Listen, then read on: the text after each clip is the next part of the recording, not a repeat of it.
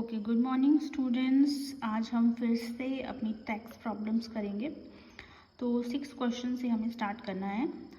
6 question है, why does aqua solution of an acid HA, मतलब ये कोई भी जर्नल एसिड हो सकता है ओके जिसमें हाइड्रोजन है ना, कंडक्ट इलेक्ट्रिसिटी।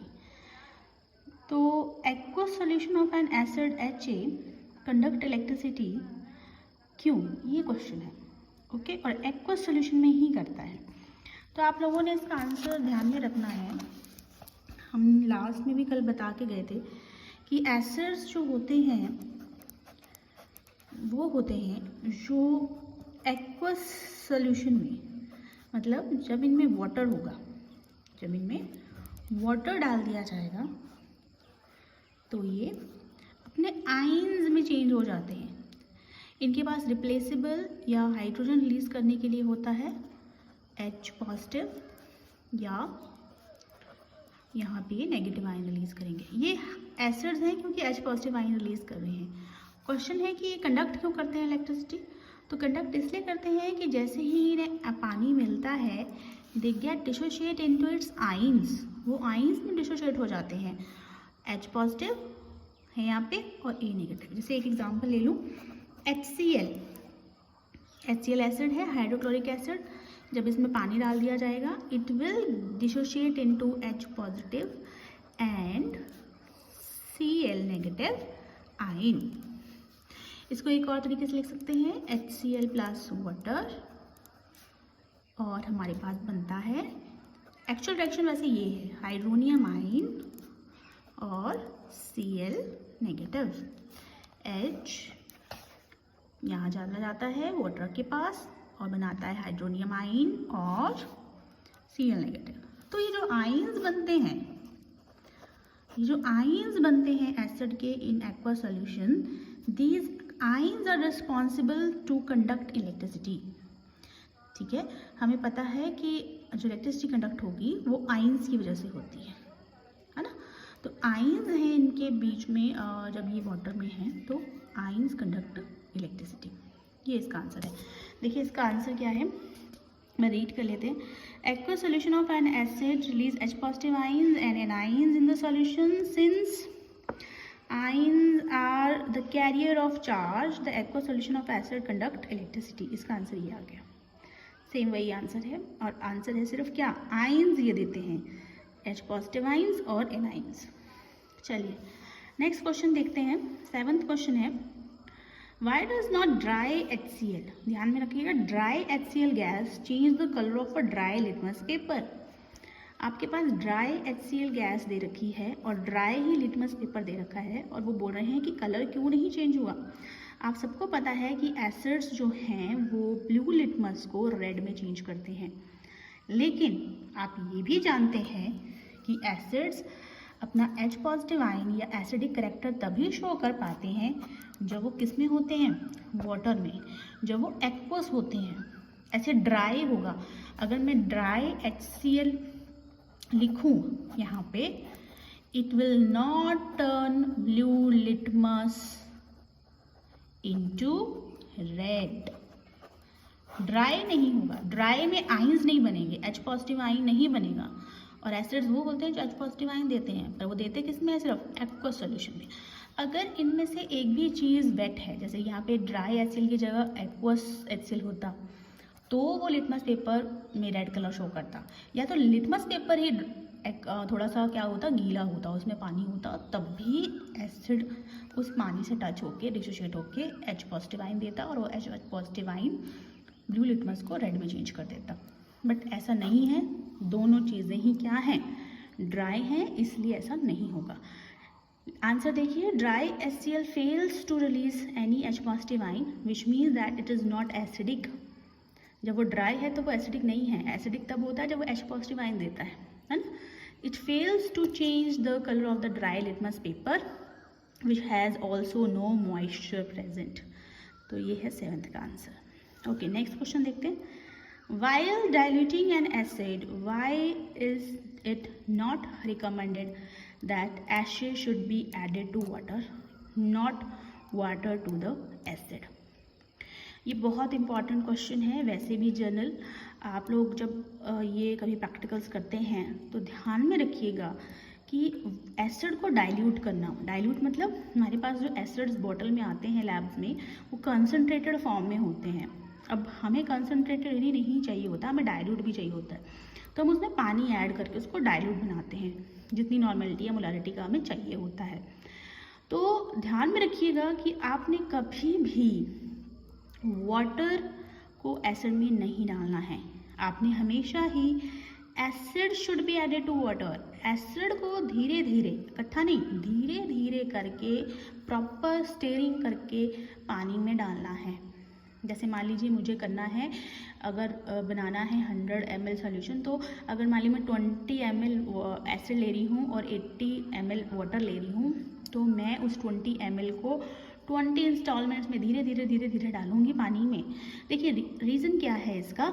रीज़न ये है, जैसे ये रिएक्शन हमने देखा था कि जैसे ही उन्हें एक्वस मिलता है, पानी मिलता है, they get dissociated into ions, वो अपने आइंस में चेंज हो जाते हैं। और जैसे ही वो आइंस में चेंज होंगे, it is highly exothermic reaction. जब आप लैब में ये रिएक्शन करेंगे या लैब में जब आप ऐसा डाइल्यूशन करेंगे एसिड का, तो आप बीकर को छू कर देखना, बहुत गर्म हो जाता है बीकर। तो बिल्कुल ये गलती नहीं करनी है कि एसिड को एकदम से डाल दिया या पानी को एसिड में डाल दिया। अगर आपने पानी को एसिड में डाला तो पूरा का पूरा 20 ml का जो एसिड लिया है आपने, वो एकदम से डिसोशिएट हो जाएगा, हाईली एक्सोथर्मिक रिएक्शन हो जाएगा। जब आप धीरे धीरे एसिड को पानी में डालेंगे तो धीरे धीरे वो एसिड डिसोशिएट होगा। तो मतलब हीट तो तभी इवॉल्व होगी, लेकिन मतलब इंस्टॉलमेंट्स में इवॉल्व होगी। तो इतना गर्म बीकर नहीं हो जाएगा। अगर आप एकदम से पानी डाल देते हैं तो हाईली एक्सोथर्मिक रिएक्शन हो जाता है और बीकर फट भी जा सकता है, जिससे आपको नुकसान हो जाएगा। तो ये ध्यान में रखना है कि acid, particularly the mineral acids मैंने आपको बताया था, खनिज से जो होते हैं, ये हाईली स्ट्रॉन्ग एसिड होते हैं, जैसे H2SO4, sulphuric acid, HNO3, nitric acid and HCl etcetera have strong affinity in water, मतलब इनको बहुत प्यार है पानी से। And the dilution process highly exothermic in nature. The heat evolved may break the container and may also convert the acid into fog which likely to pollute the atmosphere. In order to control the heat evolved, it is advisable to add acid drop by drop to water. In case water is added to the acid, the entire acid will get itself involved in the exothermic process. It may not be possible to control the heat evolved. और इसलिए नुकसानदायक होता है, एकदम से heat निकल आएगी, highly exothermic reaction हो जाएगा। चलिए 9th question, how is the concentration of hydronium ion affect when solution of an acid is diluted with water. अब आपसे पूछ रहे हैं कि हाइड्रोनियम आयन की कंसंट्रेशन कैसे इफेक्ट होगी जब हम पानी डालते जाएंगे, मतलब हम डाइल्यूट कर रहे हैं किसी सोल्यूशन को।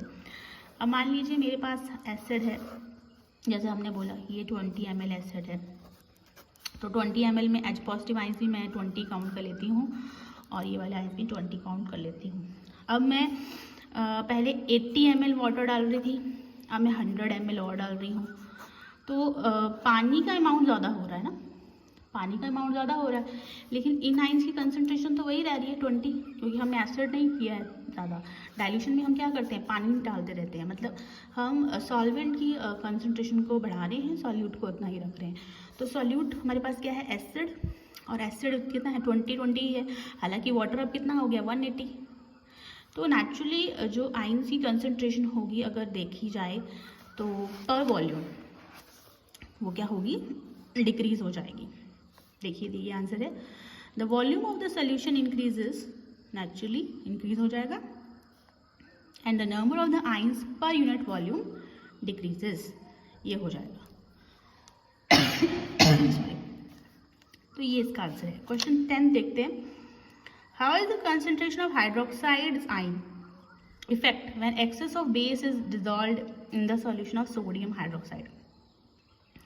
वो बोल रहे हैं कि सोडियम हाइड्रोक्साइड का सोल्यूशन है, NaOH का सोल्यूशन है हमारे पास, और उसमें वो क्या कर रहे हैं, hydroxide ions effect when excess of base is added, हम बेस को ऐड कर रहे हैं, और वो आपसे पूछ रहे हैं कि हाइड्रोक्साइड आयन की कंसंट्रेशन क्या होगी। अब हम पानी नहीं डाल रहे हैं, जैसे यहाँ पानी डाल रहे थे ना, यहाँ पे आप क्या डाल रहे हो, बेस डाल रहे हो। आप और क्या कर रहे हो, उसमें सॉल्यूट ऐड कर दे रहे हो। तो सॉल्यूट जैसे ही आप किसी वाटर में ऐड करोगे, हमारे पास पहले 80 ml वाटर था, उसमें हमने 20 ml क्या डाला, NaOH डाला, सॉल्यूशन बन गया। अब 20 ml हम और डाल रहे हैं NaOH, और बेस उसमें डाल रहे हैं, है ना। तो क्या होगा, OH आयन कंसंट्रेशन क्या हो जाएगी, बढ़ जाएगी। OH आयन कंसंट्रेशन क्या होगी, बढ़ जाएगी। जैसे एसिड्स डिसोशिएट होते हैं वाटर में, वैसे ही बेसिस भी डिसोशिएट होते हैं वाटर में। ओके, तो ये मत सोचिएगा कि एसिड्स ही डाइल्यूशन में एक्सोथर्मिक रिएक्शन देते हैं, बेसिस भी देते हैं। तो OH आयन कंसंट्रेशन क्या हो जाएगी, पर वॉल्यूम इंक्रीज कर जाएगी जब हम बेस डालेंगे, क्योंकि बेस हमने और डाला, डिसोसिएशन होगी और OH आयन कंसंट्रेशन बढ़ जाएगी। तो इसका आंसर ये है। देखिए, sodium hydroxide is a strong base, it immediately dissociate in solution to give hydroxide ions and cations. Upon dissolving more of base in the solution, the concentration of the OH ion will further increases, वो बढ़ जाएगी, जैसे अभी अभी ने पढ़ा। Next देखिए, question 11 है, you have two solutions A and B. The pH of solution A is 6 and that of solution B is 8. Which solution has more hydrogen ion concentration? Which of these is acidic?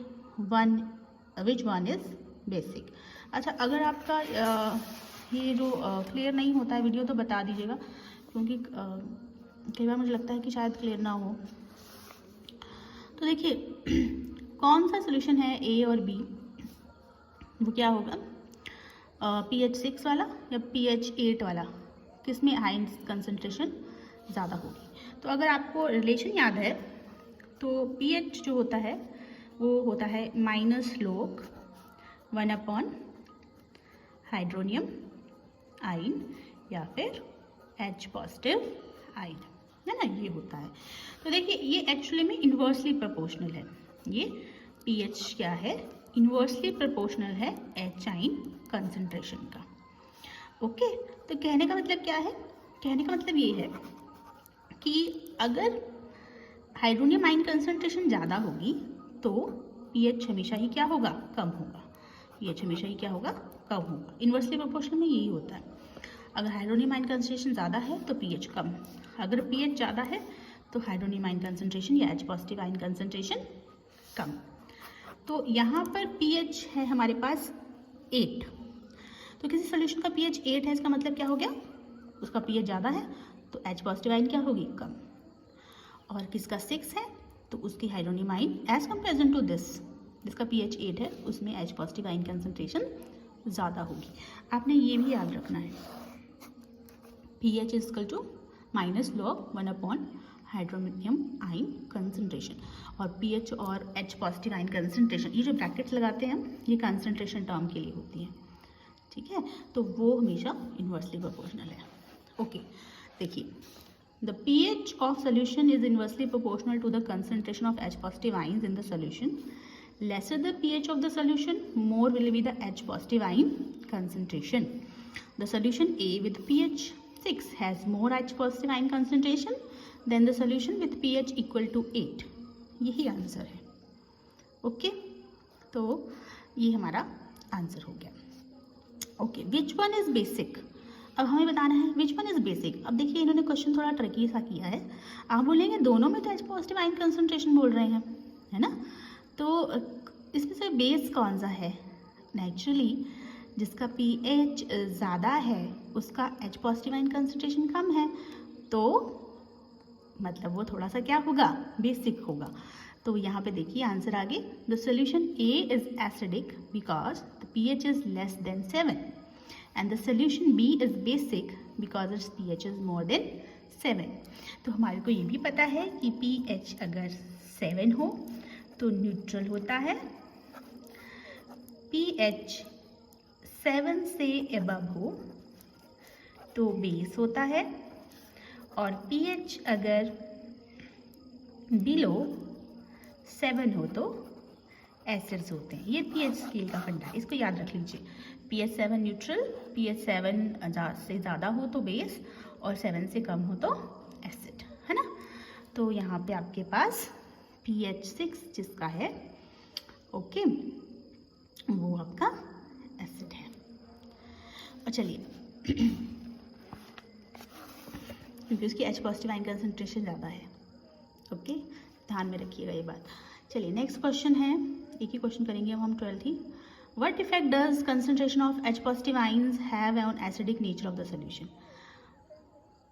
Effect of H positive ion, effect of H positive ion और acidic solution का क्या है लेना देना है, बिल्कुल सीधा लेना देना है। अरे H पॉजिटिव आयन ज़्यादा होंगे तभी तो कोई चीज़ एसिडिक होगी, जितने ज़्यादा H पॉजिटिव आयन्स उतनी ज़्यादा एसिडिक करेक्टर। तो यही इसका आंसर है। The acidic nature of the solution is directly related to concentration of H positive ion. As the concentration of H positive ion increases the acidic nature of the solution is also increases. चलिए तो आज 12 question करते हैं। I hope आपको समझ आ गए होंगे।